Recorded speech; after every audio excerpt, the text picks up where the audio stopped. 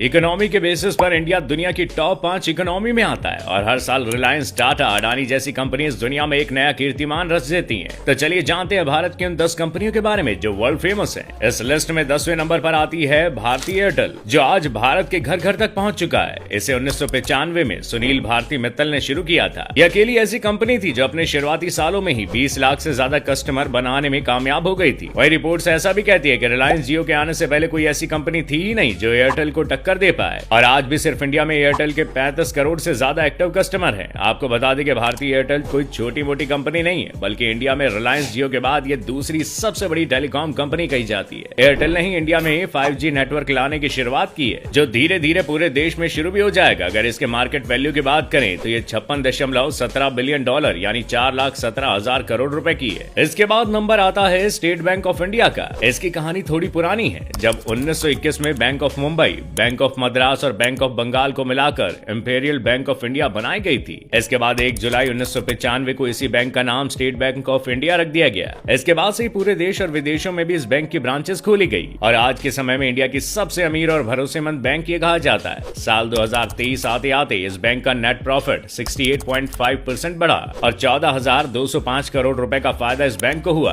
अब बात करते हैं बजाज फाइनेंस की, जिसकी शुरुआत 1987 में हुई थी। इसके फाउंडर राहुल बजाज हैं और इसका हेडक्वार्टर पुणे में। इस कंपनी का नाम इसलिए भी फेमस है क्योंकि यहाँ ऑनलाइन सामान खरीदने पर 0% इंटरेस्ट लगता है। इससे भी ज्यादा चैरिटी और लोगों की हेल्प करने के लिए इस कंपनी का नाम फेमस है। अगर इंडिया में EMI कल्चर लाने का क्रेडिट किसी को जाता है तो वो है बजाज। उनका विजन लोगों को उनकी सहूलियत से सर्विस प्रोवाइड कराता है। यही वजह है कि ऐसी पॉलिसीज ने इन कंपनी को भारत की सबसे बड़ी कंपनियों में शामिल कर दिया है। और साल 2023 में बजाज कंपनी का मार्केट कैप 3.56 लाख करोड़ रुपए। इस लिस्ट में अगला नाम है HDFC बैंक का। पूरे देश में इसकी 6000 से ज्यादा ब्रांचेस हैं। 1977 में इस कंपनी ने हाउसिंग फाइनेंस की शुरुआत की। वहीं 3,226 शहरों में इसके 18,870 ATM लगे हैं, जो बेस्ट सर्विस के लिए जाने जाते हैं। और अभी तक लोगों के मन में एक भ्रम है कि भारत में सबसे ज्यादा ATM state bank of India के हैं, पर मैं आपको बता दूं कि भारत में सबसे ज्यादा HDFC बैंक के ATM है, जो अपने आप में एक रिकॉर्ड है। इतना ही नहीं, 2019 से ये इंडिया के बेस्ट बैंक की पोजीशन पर बना हुआ है और 1996 में इस कंपनी ने अपना पहला विदेशी ऑफिस दुबई में बनाया था और आगे के सालों में लंदन और सिंगापुर में भी इसके ऑफिसेस बने।